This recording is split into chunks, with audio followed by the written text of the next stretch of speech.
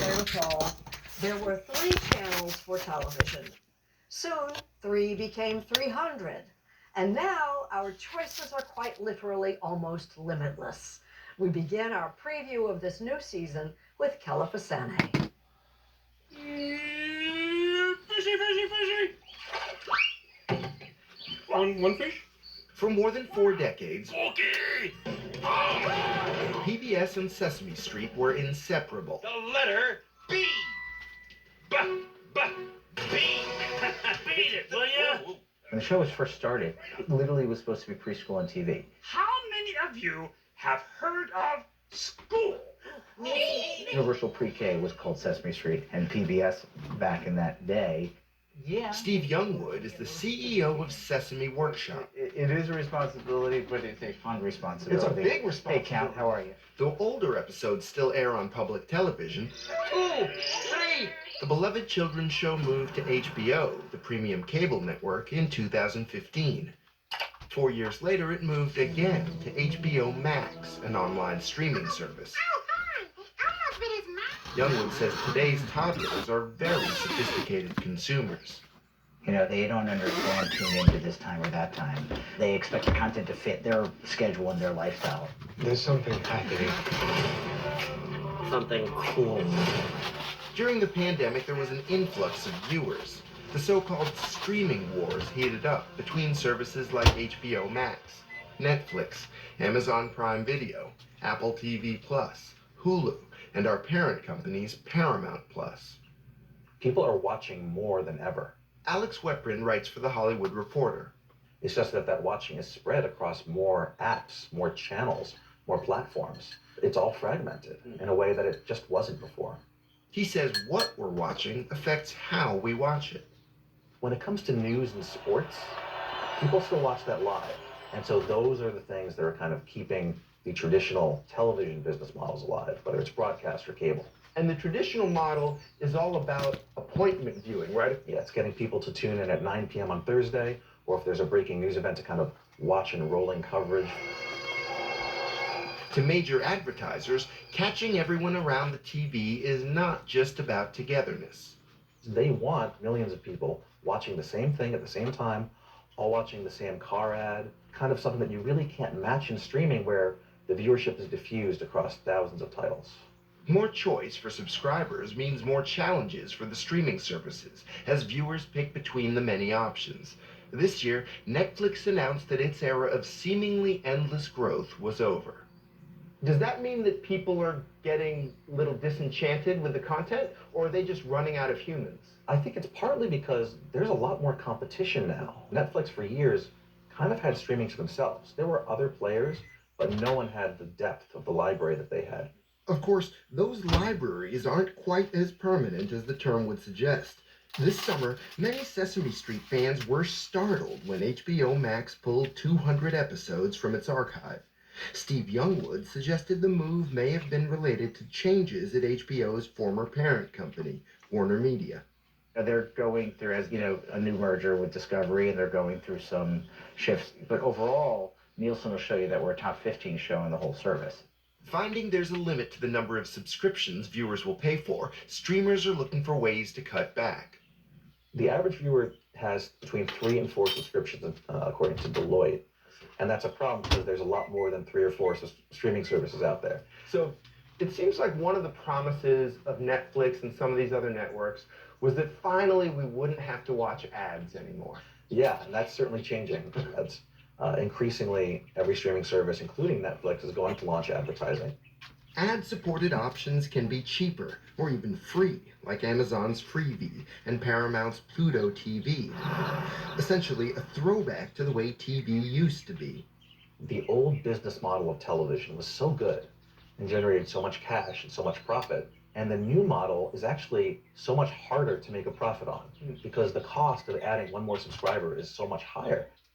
Which may be one reason why Amazon Prime recently became the exclusive home of the NFL's Thursday Night Football, an example of a streaming service starting to act more like an old-fashioned TV network. Throughout the industry, Weprin predicts increasing consolidation, and as for those limitless program options, In the old days, they used to say about cable, 200 channels and nothing to watch. And sometimes it still feels like there's nothing to watch. You know, some things always hold true, and in theory, there should be something you want to watch. But in practice, if you have 10,000 titles to choose from, how much time are you going to want to spend looking for something? People just want to watch something. Often, something familiar. Oh, hey! Welcome to Sesame Street. We are having some How much do networks even matter?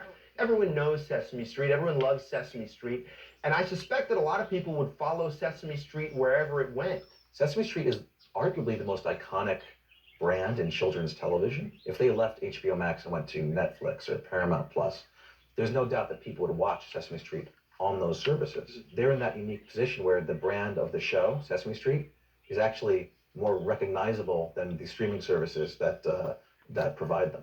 Sesame Street's not going anywhere. Steve Youngwood of Sesame Workshop tries not to worry too much about the streaming wars.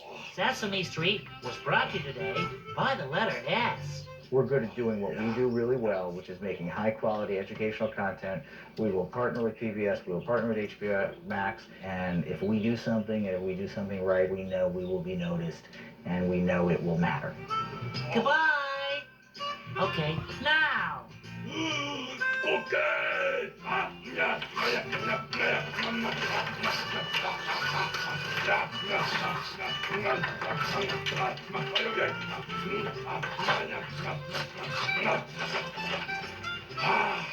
Yeah, now that satisfying ending.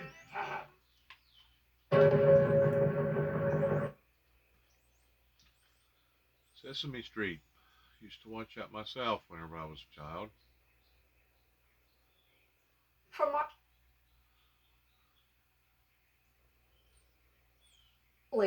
for the birds. This thing weighs 2 tons. Artists confound me sometimes. It's a birdhouse exhibit. Is it a birdhouse? Well, maybe that's the point of art. You could be confused, making your way around the Brooklyn Botanic Garden, trying to answer that question, especially if you happen to be a bird. The artist who did this before he became an artist full-time, he ran a city food cart. That birdhouse is made of pieces of his cart. There are 33 of these statement birdhouses. They're part of an exhibit called For the Birds, but it's probably more accurate to say it's for humans on behalf of the birds. It's got feet. It does. This, by Brooklyn artist Julie Pepito, is called United Birds of America. There's 5 American birds that this bird condo houses. This is my version of an American goldfinch. There's also an American robin, which is the big bird up here. The American kestrel, barn owl, and redstart are here too. The idea is that if we can get the birds together, then maybe we can get together to help save them. A Cornell Lab of Ornithology study found that between 1970 and 2017, North America lost 2.9 billion birds. By now, it's estimated that number is well over 3 billion, gone in just over 50 years. Birds we know and maybe take for granted, dramatically depleted. Among the reasons, climate change, loss of habitat, cats. In the middle of crowded Brooklyn, the Botanic Garden is a 52-acre oasis. Just listen. You can hear the birds singing.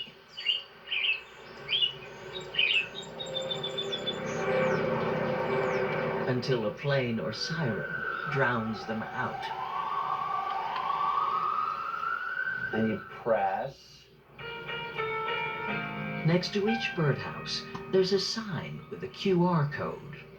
Scan it, and your phone will play a piece of music. For the Birds is about more than birdhouses. Wow, you can hear the birds in it. Yeah. And I love the fact that the designers were able to pick their own pieces of music. Randall Poster made For the Birds happen.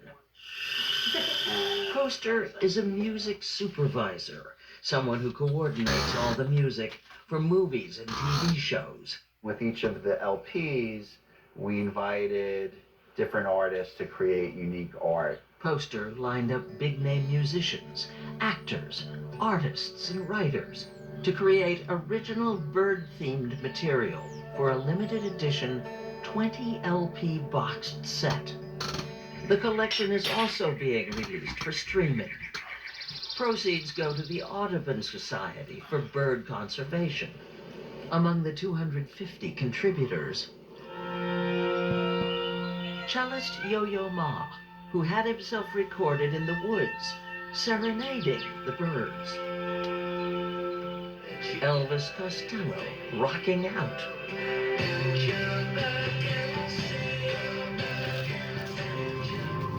From composer and music producer Alex Summers, something moodier.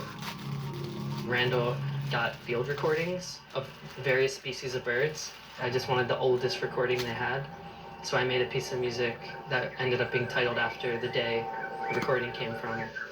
May 18th, 1929, Lost, he called it. On a balmy night this summer, 1,500 people spread themselves out on the lawn at the Brooklyn Botanic Garden to immerse themselves in what Summers calls a sound bath.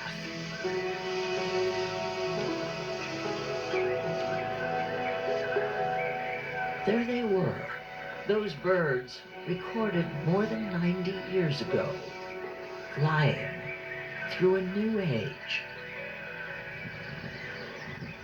Part of the point of For the Birds is to get people to tune out the noise, so for once they can actually hear this pure, beautiful plea for help.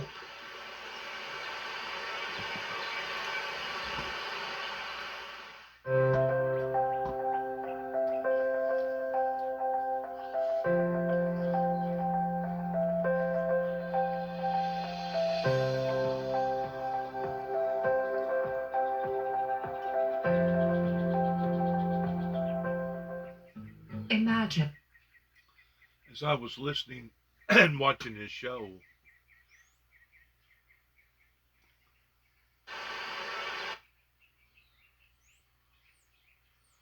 I was pure concentrating on the very sounds of the atmosphere that I have become quite acquainted with all of my life pertaining to the sound of nature regarding birds. Even as I was listening to this show and watching it, of course, it was making my birds out here react in a loud, abrupt way. In other words, they was kind of halfway communicating. They could hear my TV because my door's open, and they was getting excited because they heard all those birds. The people in the country take advantage of certain things that the city folk don't have in regards towards being entangled with nature on the degree that most people in the country does have. So whenever I see a program like this, it makes me be more appreciative towards living in the country. And of course, there is always obstacles in the way pertaining to possums, raccoons, and yes, even skunks that you may have to try to divert around in not running them over on the road towards living in a wildlife refuge center. But those are part of the consequences of exchange towards the gratefulness that I personally have by living in the country because of me being able to listen to birds. A lot of times I'll sit on my front porch and I will admire the birds. As a matter of fact, the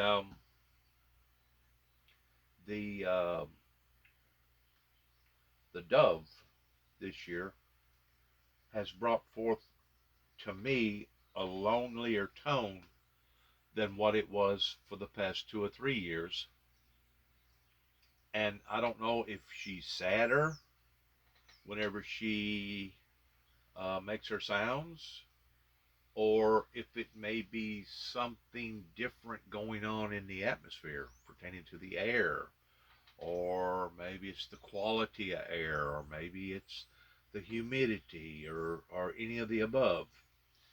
I just know this, that I take a great deal of pleasure in watching and hearing nature, that I know that a great deal of people in the bigger cities does not have that that opportunity, unfortunately. And I kind of found it to be kind of neat of the person that done all of that, that did want to bring some sort of a safe haven to the birds pertaining to all those different types of birdhouses that they had created. I thought that was kind of cool.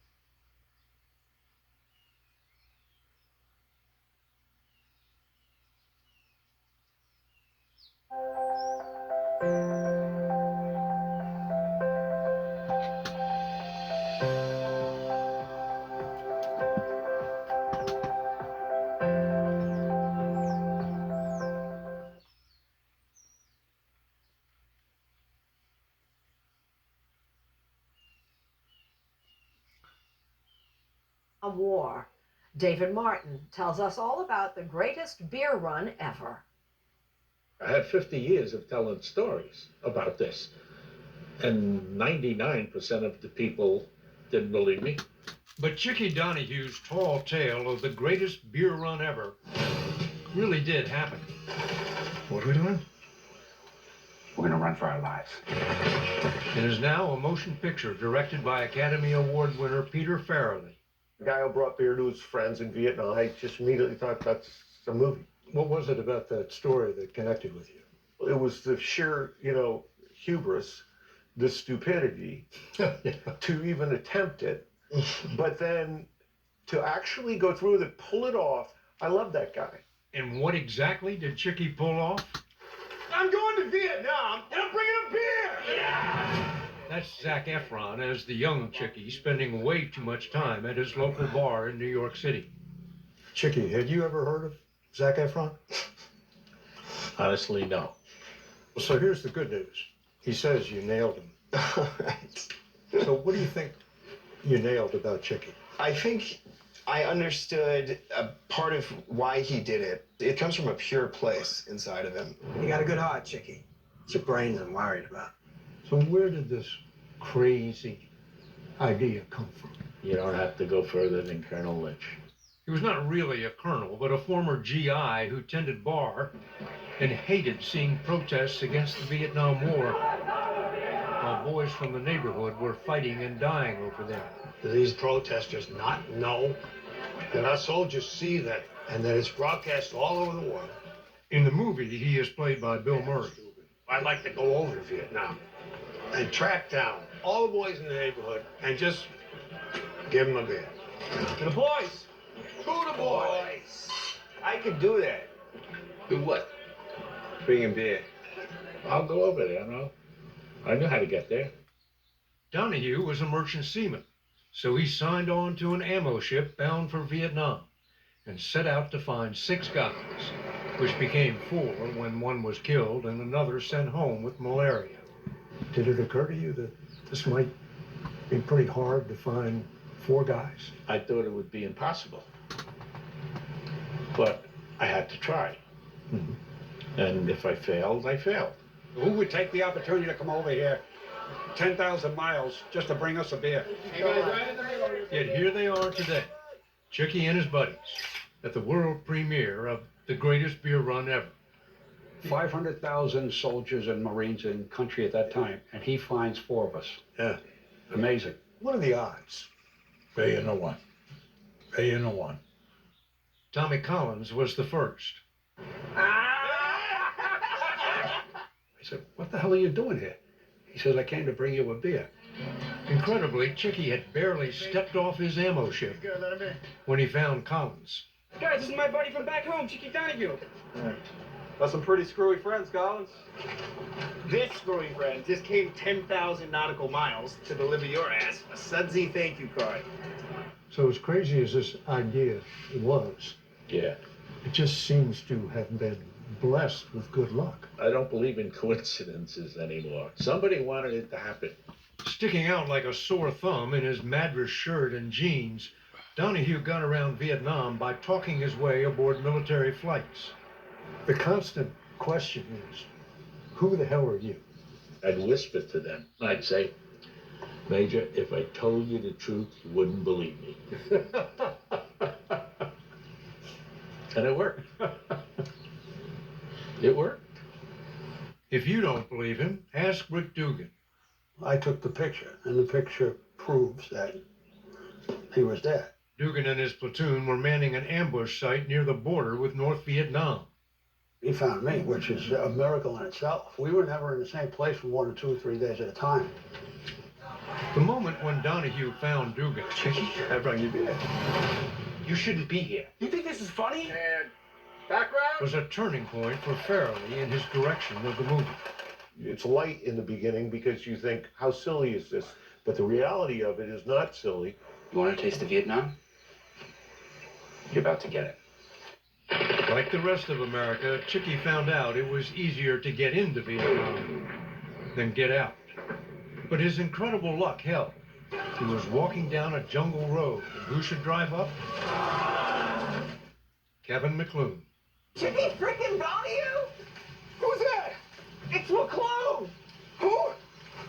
What the hell are you doing here? Moody? This is like a free fire zone. And I pulled up next to him. I said, I said, get in. I said, Chick, holy Jesus, Mary and Joseph. To look around, it looks as though the entire war has been fought here.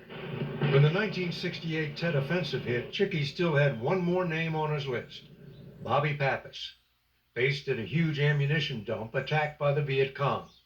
They blew up $8 million worth of ammunition in 8 seconds. $1 million a second, you know. It was a rude awakening. The Vietnam War was nowhere near one. And Pappas started taking it out on Chicky. I started giving them the business. Oh, yeah, the war is over. The war is over. Take a look at this place. It just looked like a horror show, you know. When he was yelling at me, I'm smiling. I had a big grin because I thought he was dead. And here he was cursing me. Nothing wrong with this guy. So your character Yes. has the best line in the movie. Yes. He says to Chicky, you got a good heart, but just your brain I'm worried about. It's going to get you killed. Right. Did you really say that? Yes. I was scared for him, you know. I didn't know how he was going to get home, where he was going to go. You know by now, Chicky did get home. What effect did this long, strange trip have on you? I was a staunch supporter of the war. But when I got there, I saw things that just weren't right. And it was just false, totally false. Fair to say you came home with a different view of the war? Yeah. The truth. So which is more improbable? Your trip or the fact that after all these years, a movie gets made out of it? The movie. That's more improbable. I don't get it. Why are you doing this? It's like you said. Everyone's doing something. This movie is going to be how most people remember you. You good with that? Oh, yeah. I did the right thing. I was letting these kids die without me helping them. And that's what I wanted to do.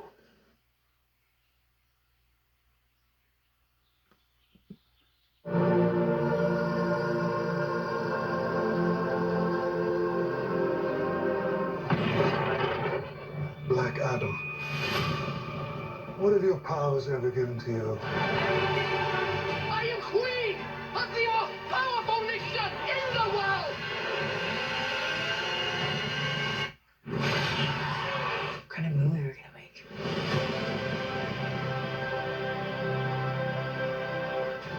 You do what your heart says you have to.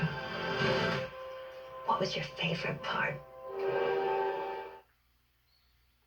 Let's. Pretty good personal human story pertaining to some quacky guy that had more money, obviously, than he had sense. Zelensky talks about the latest moves in an exclusive interview and what will higher rates mean for home buyers. Face the Nation today on CB. Just like one of the guys said, you got a good heart.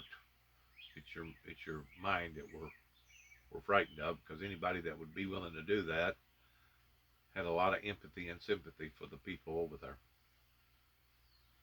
Kind of cool in one way, but rather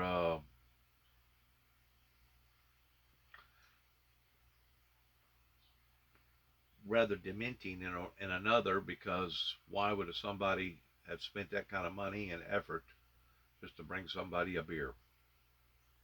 Wow. Talk about friendships. Don't go no further than that, my friend. Don't go no further than that. Let's see you top that one. .com/impact. I hope you'll join us for the Impact Game as we celebrate these amazing folks. October 8th. Very moving, inspirational, personal, human story of somebody that would actually be willing to do something like that, and it'd be for real. Cool beings, man. Cool beings. All right, let's see what else is fixing to come on here. Let's say 20, 30 years old. How did you see? I think we're going to go past this real quick, and we're going to go on to the next broadcast, which I believe is 60 minutes. I'm not for sure, but then again, it may be Face the Nation. Let's go, keep going. I realize that probably a lot of women would have loved to have seen that.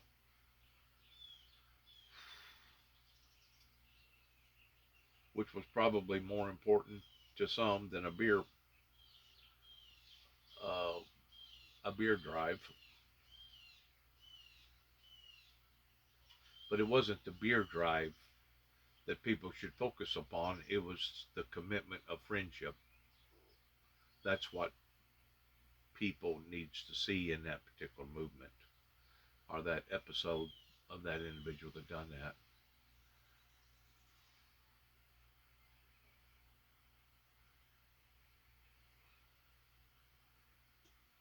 Now this is country and western. Let's Naomi.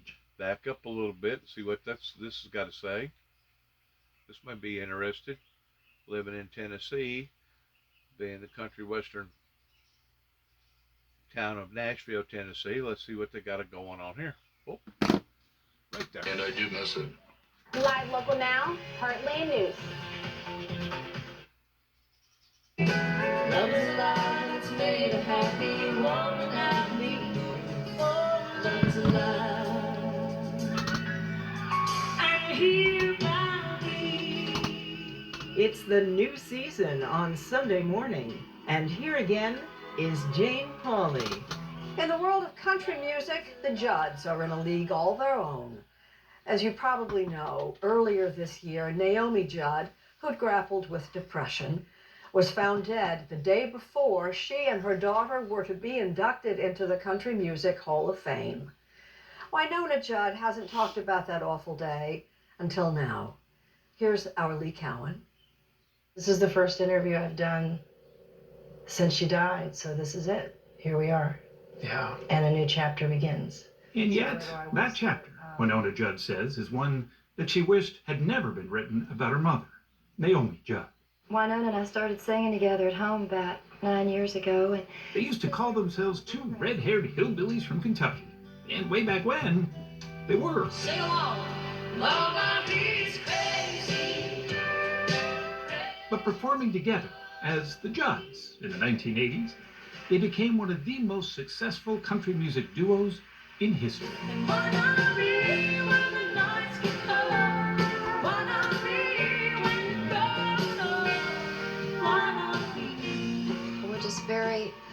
ordinary girls, and I think something extraordinary is happening to us. And this woman right here, I mean, she's been a single parent since I was 8, has some pretty big dreams. Love is really for love to stand beside each other. The Judds sold more than 20 million albums, had 14 #1 singles, and won 5 Grammy Awards. It was a halo sent down from heaven. Their voices blended so perfectly, like the twin strands of their shared DNA. There's nothing like family harmony. And sometimes the only harmony we had was in music. River of time. For as much as they complemented each other on stage, off it, the chords of their mother-daughter partnership seemed rarely in tune. We were incredibly close, and then she'd get mad at me, and why did you do that? And then we'd not get along and be disconnected, then we'd come back together and hug and cry. It was incredibly complicated. We tried really hard, and those are the tears, because I know that we tried. And we did pretty damn good. Most of the time.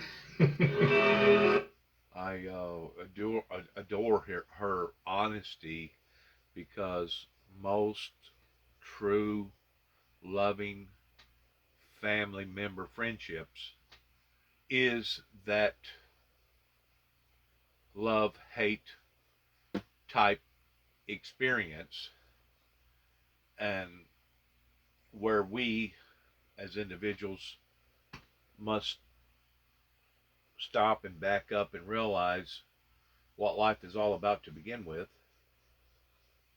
is whenever we're judging each other because of the events that has occurred, some good, some bad, some a lot bad, some a little good, some a lot good and a little bad. What we must realize in our own indifferences, in our own inadequacies, that though your mother, your father, your son, your daughter, your niece, your nephew, your wife, your husband, whoever that you have the relationship with, is that though their faults and their inadequacies may be different than your own, you have to realize that you've got them too.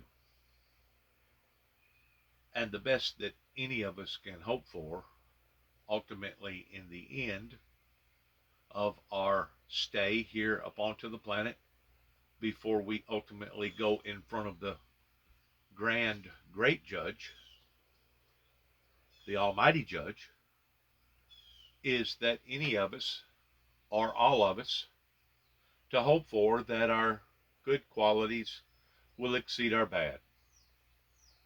And you know, it took me a long time to finally figure out the maturity of life towards, you know what, even though we have discontentment, even though we may not agree on things, even though you may think that I am a complete total idiot for me doing what I'm doing, or I may think that you're a complete total idiot because you done what you done.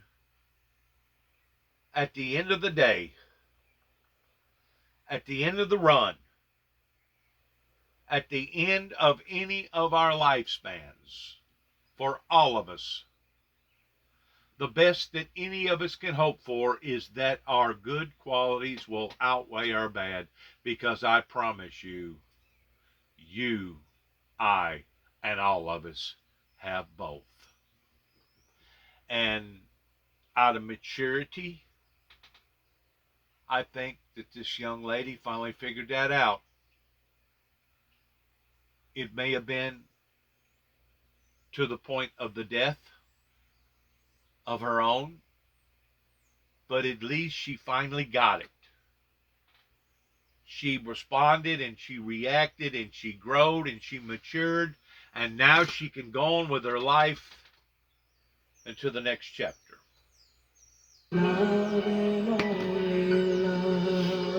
Things smoothed out a bit when Naomi retired from the Judds after being diagnosed with hepatitis C. But fans still demanded reunions. Love can build everything. The most recent was this past April at the CMT Music Awards in Nashville. We can do anything. It was the Judds at their best. Big hair, a big stage, and a big choir. But it would be the last time that they would ever perform together. I got the call and I went over and I saw her and I said goodbye to her in the hospital and I closed her eyes and I kissed her forehead and that was that. And next thing I know, I'm sitting here on the side porch and I'm just trying to figure out what's next. After a long and public battle with depression, Naomi Judd took her own life at the age of 76. The next day, the Judds were inducted into the Country Music Hall of Fame. I did not know that she was at the place she was at when she ended it. Because she had had episodes before and she got better. And that's what I live in, is like, was there anything I should have looked for or should I have known? I didn't. That's kind of a strange question, I guess, but I don't care. Are you angry at all? Yes, incredibly angry. Does that go away? No, I don't think so. Not for a while, and I'll let you know. I'll call you up and literally send you a note. Do you still feel your mom? I do. I do. Oh. I feel her nudging me. And sometimes I laugh, and sometimes I say, I really miss you. Why aren't you here so we can argue? Really? Yeah. She told me one time, she took my hand and she said, my life is better because of you. Those are the memories that are starting to come through more and more. I think when you lose your mother, a lot of that crap goes away because it doesn't matter anymore. Right. It just doesn't. And Mom is proud of you. Neither do some of the disagreements she had with her famous sister, actress Ashley Judd. We both kind of look at each other like, I've got you, right? And we look at each other and we say, yeah, we're so united right now. I think more so than we have been in a long time. And that's the whole thing about your relationships with one another, is that all the other garbage is just garbage. It's events, it's stories, it's experiences that we all have to go through, some a little more better than others. Oh, I feel so sorry because I have no shoes.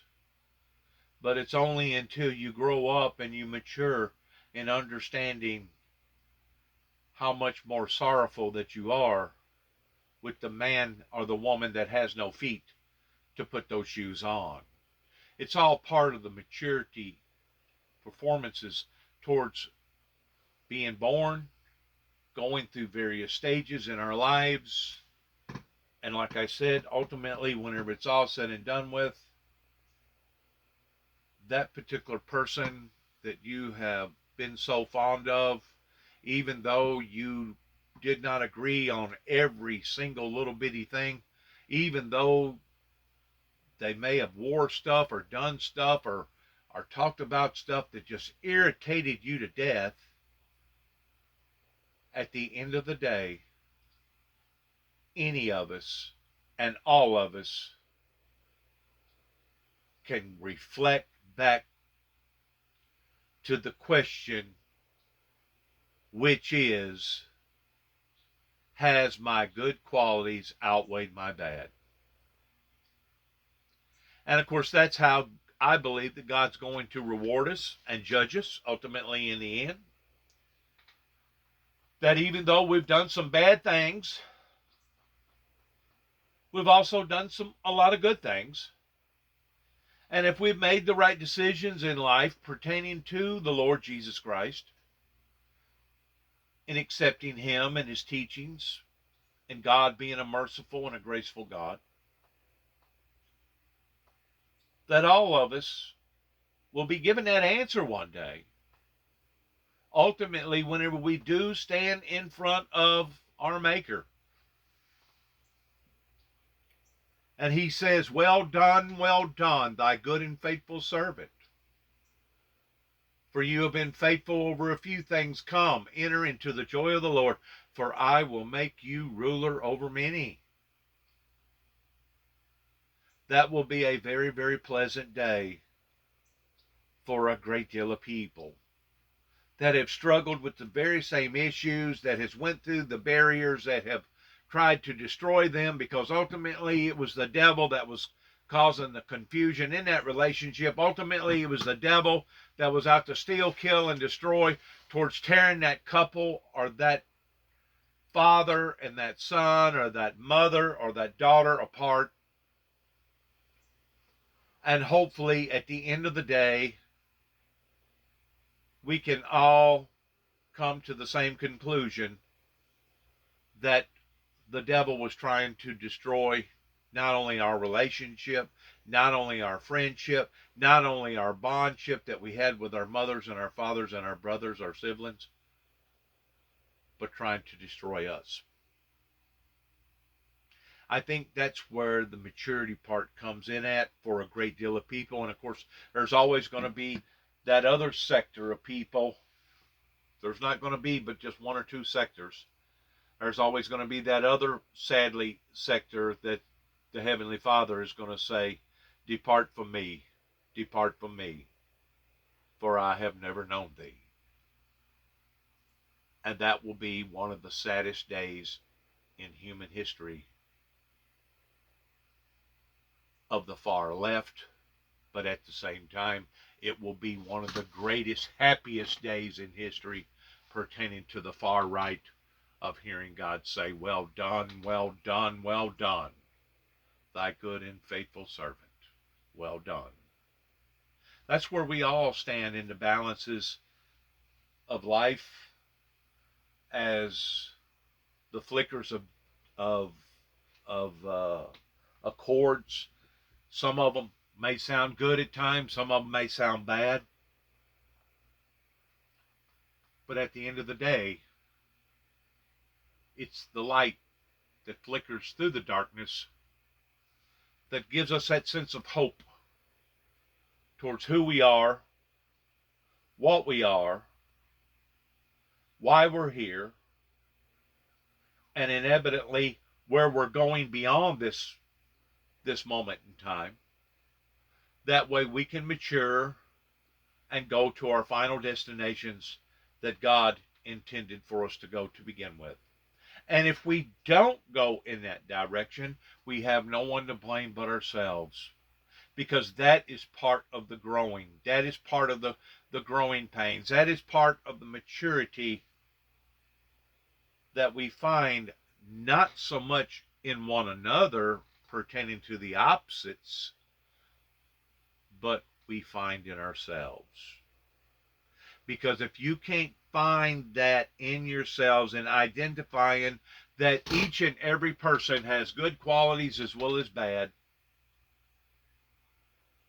to be able to bind us together as mortals, as a Homo sapien society here upon to the planet, in understanding that our hopes pertaining to eternal life versus eternal doom or eternal death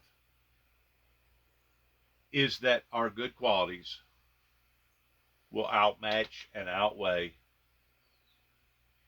our bad, and that we will hear our Savior say, well done, well done.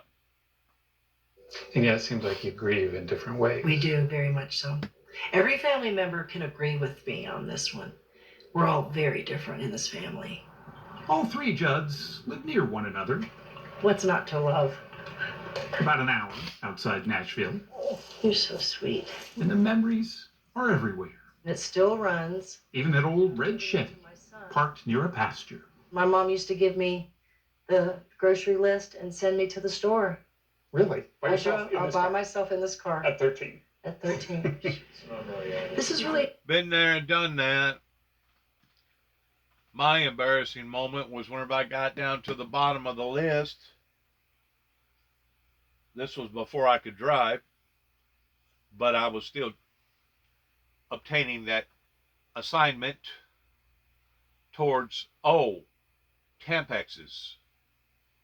Tampexes? Mama, how come you couldn't have come and got these things? It was the most embarrassing thing that I think that I ever had to endure in and at that age, towards walking up to the teller that I believe was the Stones at that time. It may have been the Whites, and asking them, could you please tell me where the Tampexes are?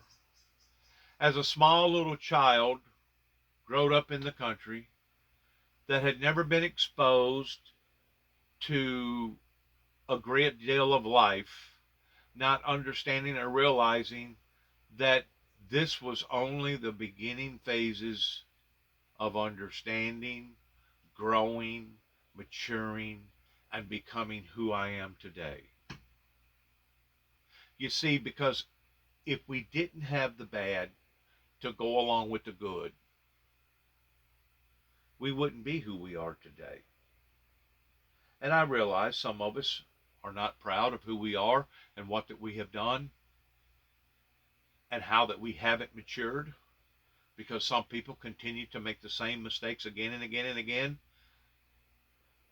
You know, I was talking to an individual just last night that had just got through doing a pull over in Dyer County towards a 2-year drug charge and a gun charge. Well, this individual was 36, 37 years old, and you could tell by the way he acted and the way he talked that he'd had a rough time. And of course, the failure of our adult politicians, the boomers, that let all the jobs slip through the fingers to the point that now people don't have nothing to do with their lives, especially out in the country, other than to sit around and get high and do things mischievous to one another and to those that they're supposed to care about. But as I was talking to this individual, I was thinking to myself, well, I wonder if this individual, if they have learned their lesson to the degree that they're going to pick up where they've left off and start all over again and make a good go at what they're after, or if they're going to continue to be like an endless cycle towards that repeating door, evolving again and again and again. And it's really sad because of the chemical inducement that has inundated our planet, especially here in America, with all the drugs and all the temptations and the alcohol and the weed and everything else that gives people a sense of freedom whenever they get high, because then they're no longer guilty of the things that they either have done or have not done. That this particular entity that has come into all of our lives has basically ruined a great deal of lives. So many lives have been ruined because of drugs and alcohol. Of course, you can go back into the early stages of America, whenever they had the moonshiners and the stills and alcohol then, of how many people's lives got destroyed even before drugs. So once more, the characteristics are the same, aren't they? We have a tendency of repeating that in which what we don't fully understand or can't remember, because once you forget where you've come from, you'll have a tendency of repeating it again and again and again. That's why it is essential for people to mature, understand, grow, and once more look at both sides of the fence, including myself, to be able to look in the mirror and laugh and say, you know what? I finally figured it out. I finally figured out that my mother's indifferences and my mother's failures and my mother's inadequacies are the same as my own. Though they may not be exactly the same, you still inevitably made just as many failures and just as many faults or thereabouts towards others too as well.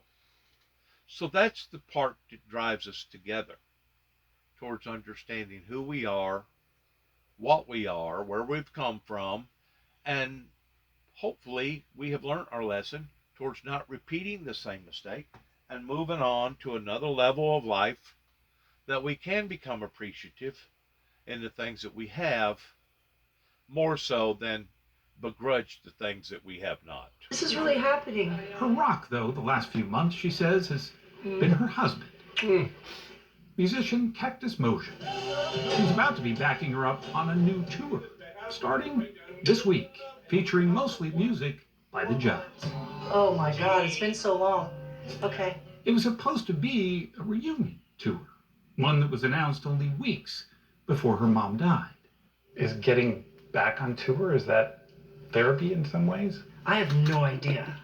I think it's important to do it, if that makes sense. I feel like I have my marching orders. Those orders come directly from her mom, she says, along with a few other tips. She had Kleenex in her bra at all times.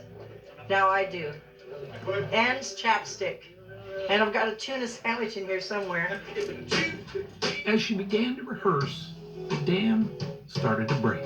I don't know if I can get through this one, but yeah.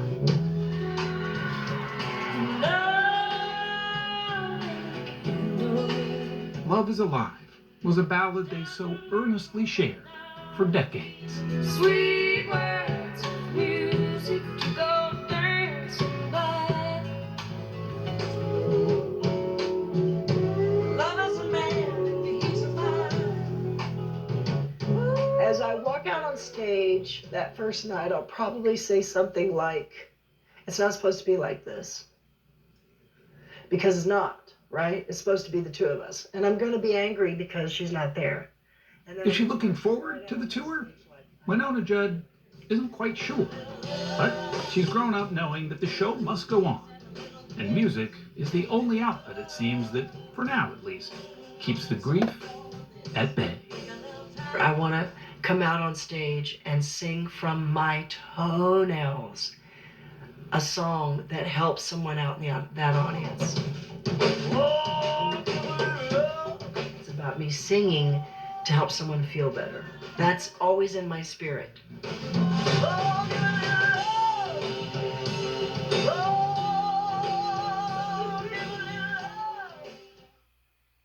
Congratulations. She's finally reached that level of maturity and growing up and moving on, which is difficult for most. Some a little harder than others. But once we come to the realization that death is part of life, life is part of death, it all intermingles together, we become more appreciative in valuing the things that we did have, hoping that we will never ever have to lose them again, but realizing that inevitably we probably will, either over one reason or the other. We're very grateful that we have been able to spend the time that we have spent in the people's lives that we have spent them, that hopefully one word, one ideal, one lyric, one song will help to bring us a little closer together as we go through this mysterious journey, not knowing from one day to the next what's going to happen, how it's going to happen, when it's going to happen, where it's going to happen, but we face it endlessly anyways on a day-to-day basis. I'm going to use that till I can figure out what name I'd really like, because I'm not going to use crazy name like Sigourney. It was absolutely a placeholder. My pretend name was Giselle. Ooh. And you went with Sigourney, and that wasn't a stage name. No, we both had parents who were not expecting the careers that we went on to have. Did your parents think you could act? I'm sure they didn't. Her English mother had a career on stage and film in the 30s and 40s. Her father was a pioneer in television in the 50s. Sylvester Weaver created both Today and The Tonight Show. I think that they were horrified that I was going to take this on. My father thought it was good to go to drama school. That would probably shake this goal right out of me, and it almost did. Weaver attended the Yale School of Drama. I didn't really belong there. I wish I'd gone to like Second City or something. She felt like a fish out of water, and the faculty seemed to agree. They were not supportive. Explicitly so. Yeah, I have to say they could not have been meaner. And the irony was that they were fired when I graduated. So the lesson to me is, don't believe what your teachers tell you.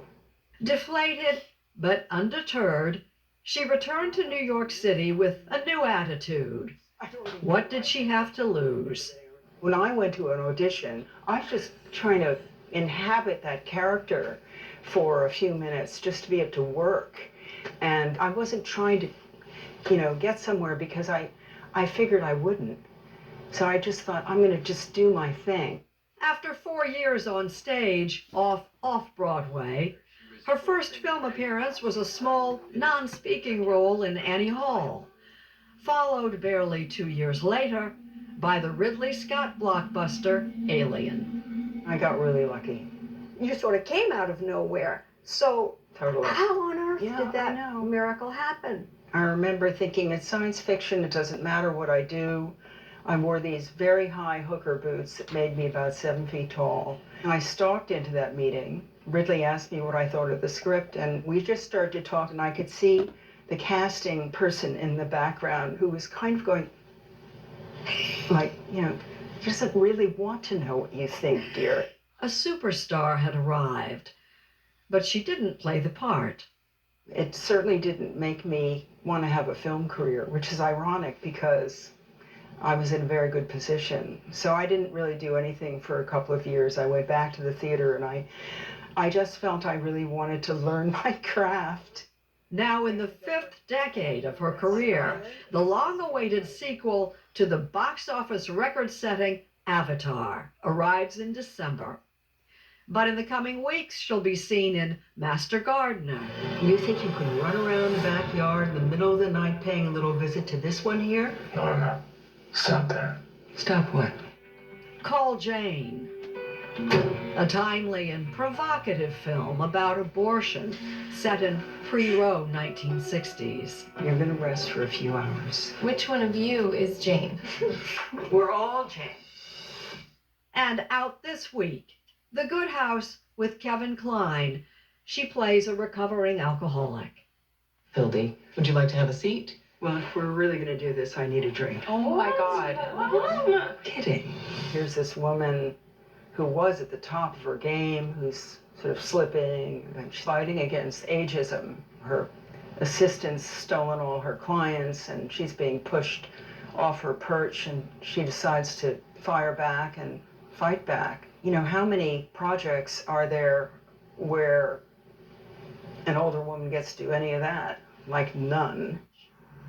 With more than 60 film credits and still counting, Sigourney Weaver seems to have found her place, and at her own steady pace.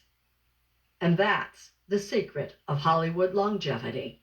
I think I was very lucky because I wasn't a babe, but I could play a babe. I wasn't this, but I could play that. So I would always just pick the story and not the role. And I thought, is this a story I want to see? Is this a story about something I really believe in? It has cumulatively shown a lot of different fun things that I got to do. The lady's got range. Well, that's, I think, for me, the greatest compliment, so thank you.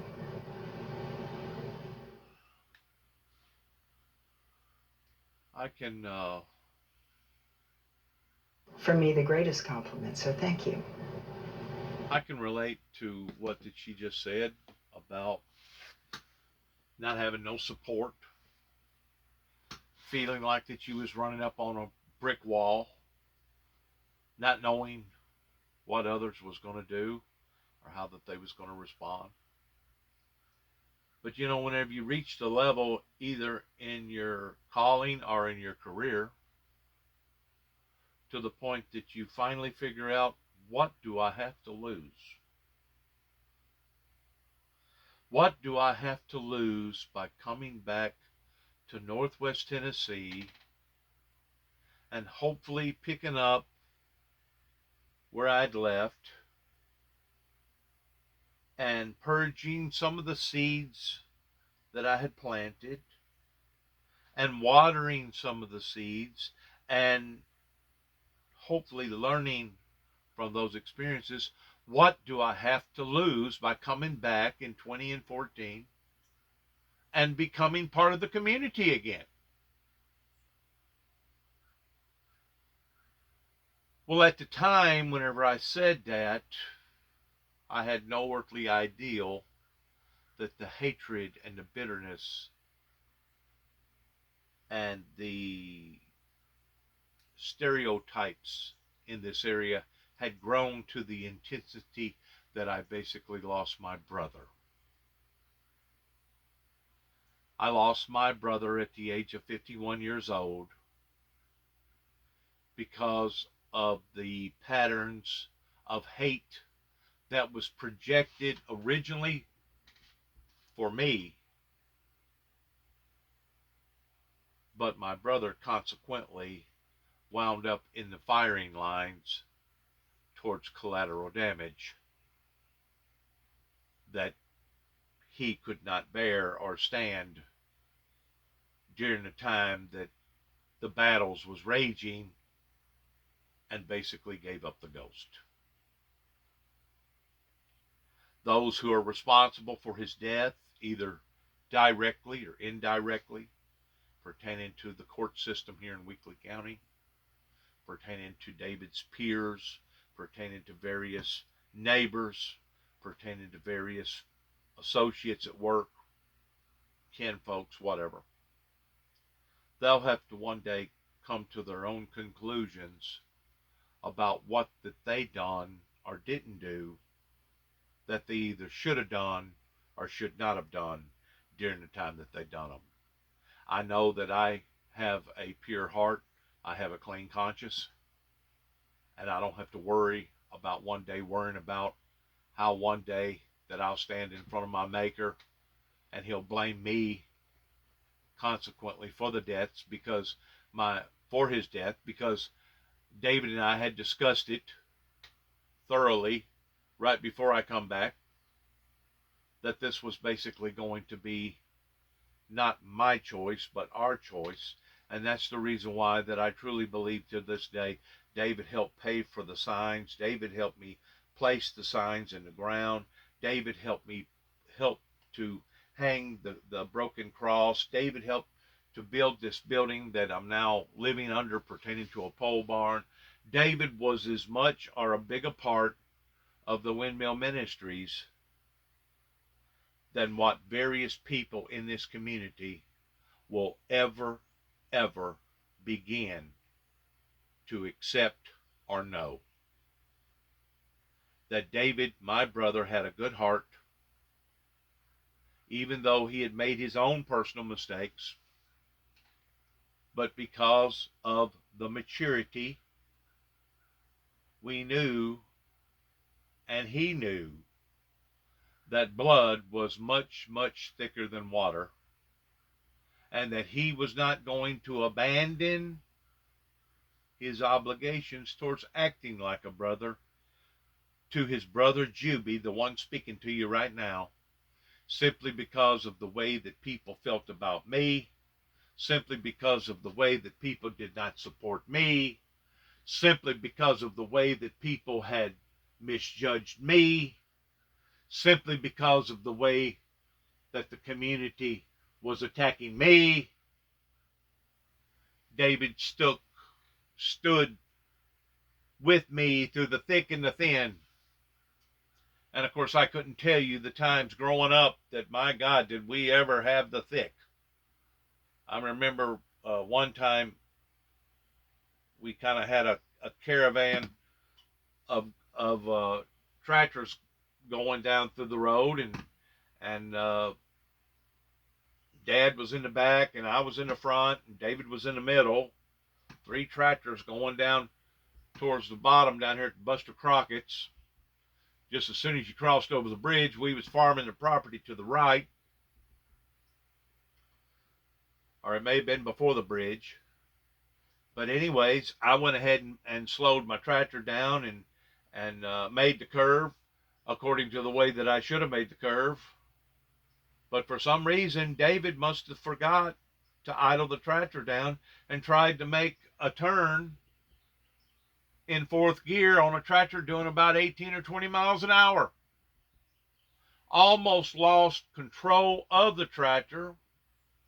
Tractor hit 2 or 3 different things. Almost went off into the creek. But finally stopped the tractor from being out of control and had a safe landing. In other words, he had a bumpy period of time with that tractor. Well, Dad was watching all of this because he was the tractor in behind, and as soon as he got stopped, the first thing he gets off the tractor and does is pick up a daggum root or a limb or a stick and commits to beating on David, my brother. He done already hit him 7 or 8 times because he was going off the deep end, and that's how my father was. He just act on instinct rather than thought. And I finally hollered at him. I said, "Stop! You're going to kill him." Which was the exact same thing that his brother told James Robert Jackson during the time that I had almost lost my life and I had 64 staples up and down my belly whenever he decided to lunge at me and attack me toward trying to finish me off. And his brother, his older brother, had to say, "Stop! Bobby, you're going to kill him!"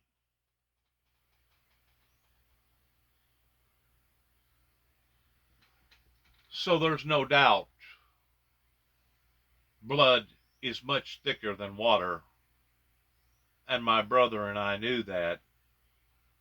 And we had done already come to the agreement, regardless whether it was Booger Red, regardless whether it was the Morgans, regardless whether it was the Sheffields, regardless whether it was the Cobles, regardless whether it was all the other people that was objectionable towards me coming down here. My brother David Jeffrey Jackson had died at the age of 51. Me and him had done already come to the agreement that we was going to stick it out through thick or thin again whenever I come back.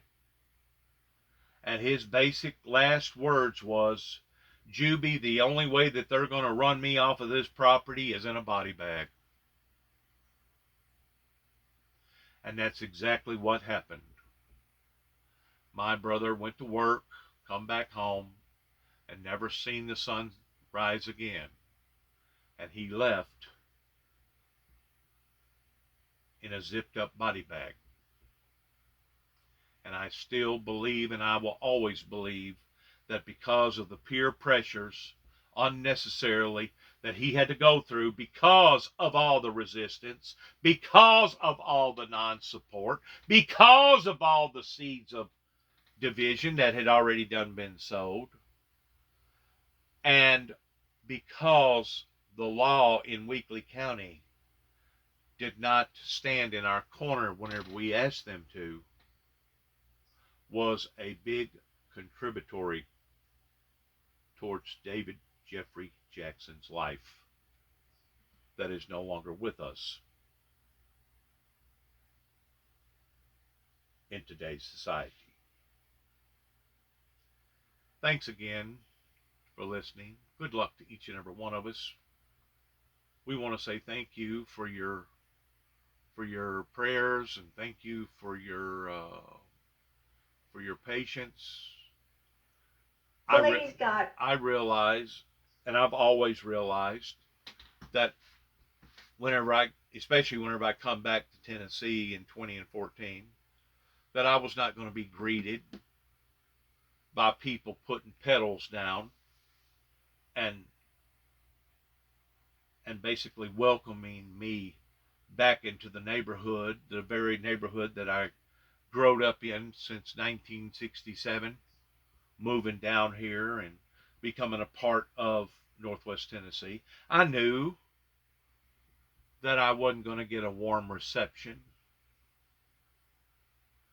but at the same time, I was not expecting to be attacked under the pretenses of a cold, calloused, inconsiderate,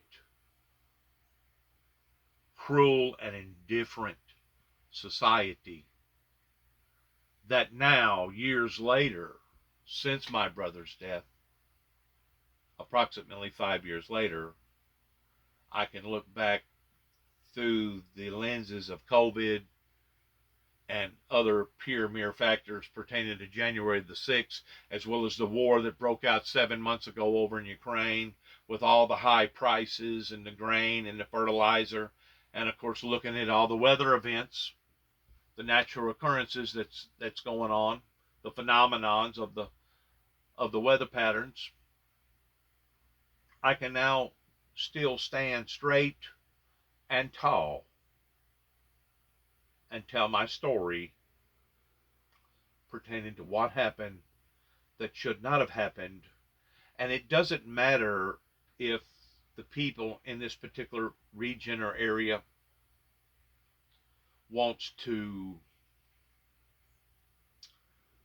tighten up and do the right thing, and how that they have misjudged me, and how that they did not support me, and how that they ridiculed me and condemned me and made fun of me and caused an early death to my brother. It doesn't matter. You know why? You know why it don't matter? Because ultimately, whenever this world is over with in my life, I will go to my hereafter life, and I will answer for the things that I know that has occurred, that I was responsible for, and that they will do the same. Regardless whether it be Tommy Thomas, the prosecuting attorney, Mr. Jones, Tommy Moore, ex-chief David Moore, or any of these other principalities pertaining to law enforcement, from the mayor down to the local dog catcher, that regardless of how much that they hated me, for whatever reason that they hated me for, I feel like that now they can look at themselves in the mirror and realizing that we all are a part of that travesty that is now obviously been brought forth here in America, that has put us in a very, very uncomfortable place in history. So today, I felt like that this particular story needed to be told. It is a human factor story. I realize it don't have a great deal of significance pertaining to science or history, or maybe even religious indifferences or religious ideals or religious quest. But sometimes it's good just to reflect and to say, you know what? I've done my best. And that's all that's expected out of any of us, is to do our best. To hope for that one day that our good will outweigh our bad, regardless whether it be my brother, my father, or any of the above. To hear our Lord and Savior say, well done, Well done, well done, well done, thy good and faithful servant. For you have been faithful over a few things. Come and enter into the joy of the Lord. To hear him say, for I will make thee ruler over many, will be some of the most pleasantest words that an individual in their entire lives can ever hear. But on the other token, to hear your Creator say, depart from me, for I have never known thee, will be some of the saddest words that will ever be spoken to the human race, the Homo sapiens here upon this planet, pertaining to the ebotomy of this experiment that so many people have been a part of, that ultimately will be the deciding factors of where we ultimately land in our lives beyond this life. I can't be held accountable and responsible for what others do.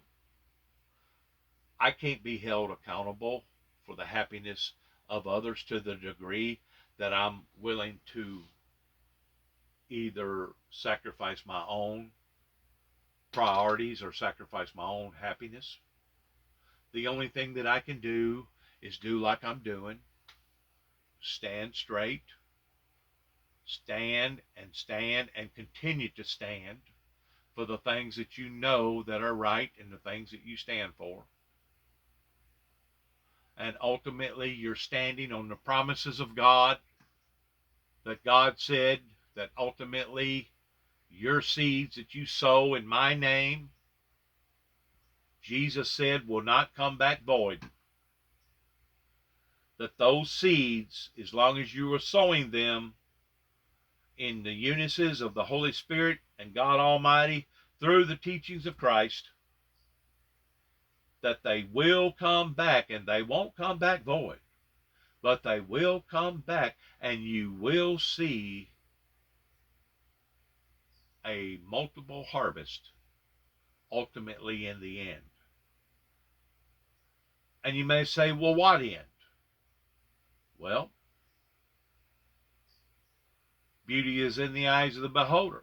Some people don't never see their fruits that has matured in their own lifetime. And I'm just going to use Martin Luther King for an example. Martin Luther King was basically a martyr that died for the reasons that he believed in, and never truly got to see the fruits of his endeavors. But I promise you, even as I speak, that Martin Luther King that sits in the kingdom of God, that looks down upon to America, can say, my God, my God, my God, for you have showed me a dream where the white man will stand beside the black man and become equal in that in which who they are and not what they are.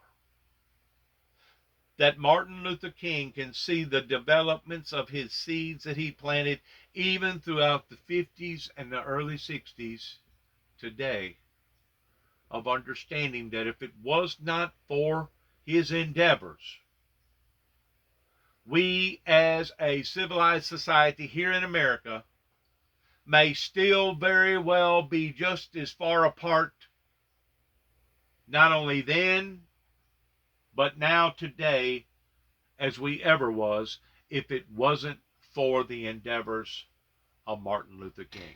And I'm just using that one person for that one exchange of events, historically speaking and spiritually speaking.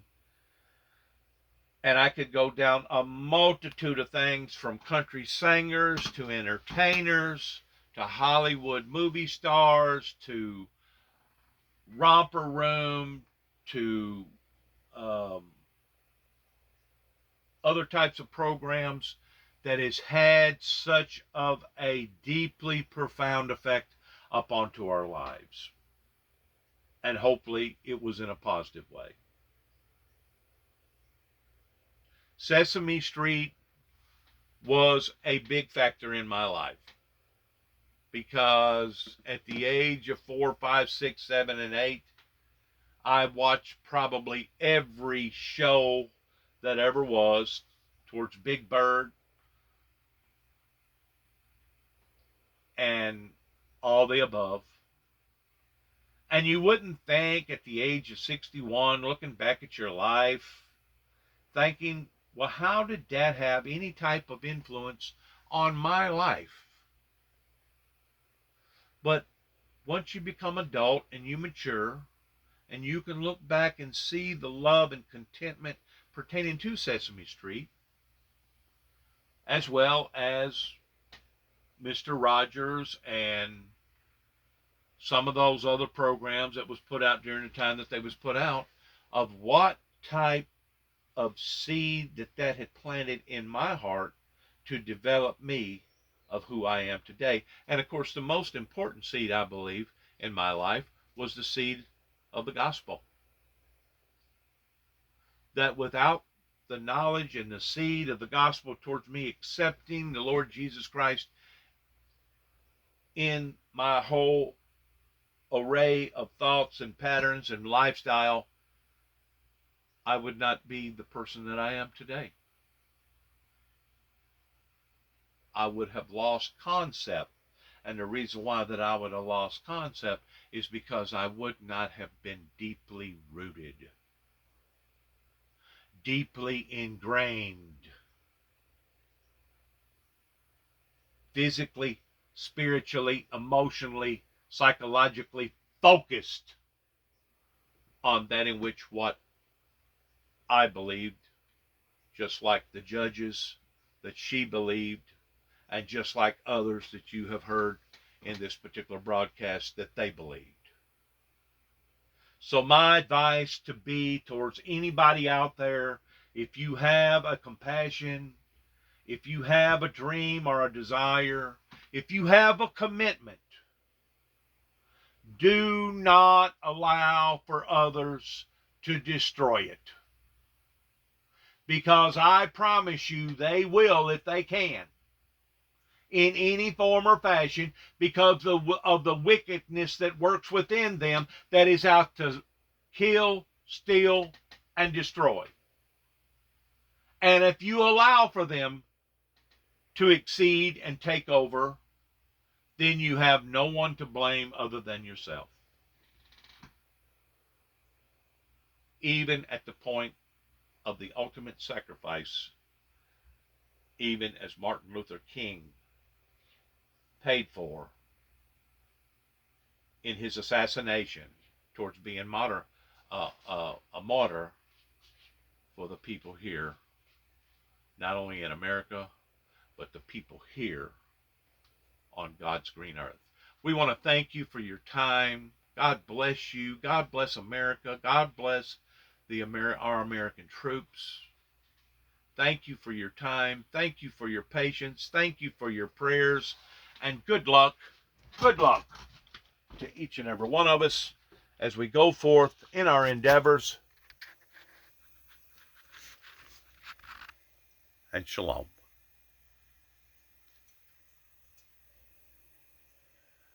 As I travel through this pilgrim land, there is a friend who walks with me. As I kneel in prayer, I hope to meet you there. Precious Jesus, hold my hand. As I kneel in prayer, I hope to meet you there. Precious Jesus, hold my hand. Thank you, and God bless.